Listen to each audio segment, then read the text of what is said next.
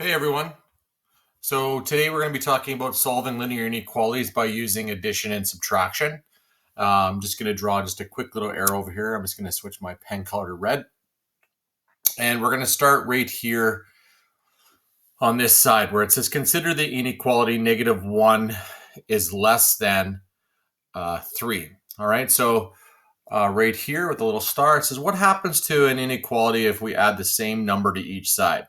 So again, remember that for each equation, I'm just going to make this a little bit bigger so it's easier to see. We have the left side and we have the right side of the equation. All right, so this is what this kind of refers to right there. They have stacked it on top of one another. But what we really mean is the left side is the -1 plus 2 equals 1. And then on the other side, we have 3 plus 2, which equals 5. So then we're left with this inequality right there, which is 1, I'll make this a little bit bigger, is less than 5. Okay, then we would, of course, graph that on a number line. And we're going to move on to that in the next slide here in just a second. So then another example is what happens to an inequality if we subtract. So the first one we had addition, and right here now we have, of course, subtraction. So the same steps, we have the left side. So I'm just going to put -1 is less than 3. And we have our left side and right side of our equations, which is kind of important to understand. Left and right, we seem to struggle with that. And then we're going to subtract 2 from each side of this equation. So we're going to have -1 subtract 2 is less than 3 subtract 2. Okay, so on this side, we're going to have -3, and it's going to be less than 1. Okay, so that is true. And we have to, when we start using this on a number line to graph our inequalities, you'll understand that. This right here is the property of inequalities. It's a pretty solid definition for you to remember. So when the same number is added to or subtracted from each side of an inequality, the resulting inequality is true. Okay. Down here, we have two things. We have our way that we used to with an equation. And then, of course, now we've removed the equal sign and stuck in the greater than, less than, or equal to equations. Okay. Moving on here. So how do we solve an inequality? Just let me move my camera out of the way here. I'll put it down here on the bottom. It says solve the inequality 6 is less than or equal to x minus 4. And it says graph the solution on a number line. So we have this step right here, and we have this step right here. So the solution is, and of course they're going to give us this. We're going to add 4 to each side to isolate that x. We go through the equation. Remember, whatever we do to one side of the equation for the right side or the left side, we do to the other side. And then, of course, we would graph that.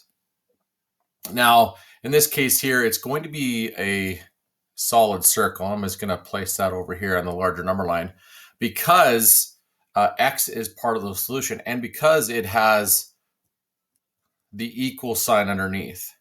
Now, regardless of which equation it is, if it has this underneath here, this always indicates that it is a solid circle, no matter what. Now, in this case here, because 6 is less than or equal to whatever x minus 4 is, so 10 is less than or equal to x, so we would put that on the number line. Then we would have to determine which way the arrow would go.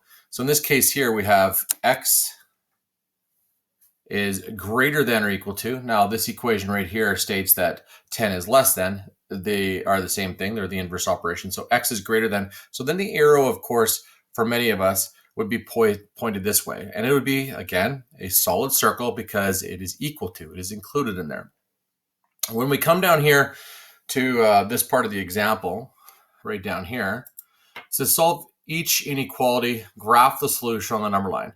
So we have the inequality p plus 3 is less than or equal to 4.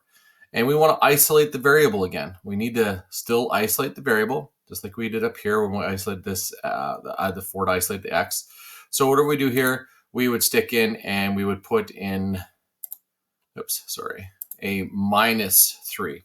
So whatever we do to one side, we do to the other. So in this case here, I'm just going to quickly draw this over here. And whoops, there's a 3 right there. So we have p plus 3. So p plus 3 minus 3. And we have the symbol there less than or equal to 4. And we also have to subtract 3 on there. So then we're left with p is equal to, oops, not equal to. Let me just erase that.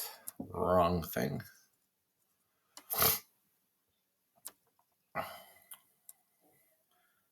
Is less than or equal to 1. All right. So that's our equation. And then, of course, we would have to graph that on our graph. And where would that go? Well, the 1 is a good indicator. So we would start with 1 right here. And it's a solid circle. So P is less than or equal to, or 1, if we were to reverse this or do the inverse equation, 1 is greater than or equal to P. All right. And then we would draw our arrow on here, and it's any number that appears along the number line for infinite that goes to the right on a number line. All right. Pretty straightforward. The second one right here, we have -5 is greater than 2 plus a. Again, we want to isolate the variable, so we subtract 2 from each side, and then we are left with a is less than -7, or we could remove do the inverse operation of that as well, where -7 is greater than a, which we have there, or the other way. Okay, then we would of course graph that on a number line, and in this case here, it's going to be -7, and it's just an open circle this time because there's no equal to underneath there. Okay, any questions on the assignment? By all means, refer back to this video and the example. All right, I'm going to come back to this solving inequality with variables on both sides in a separate video.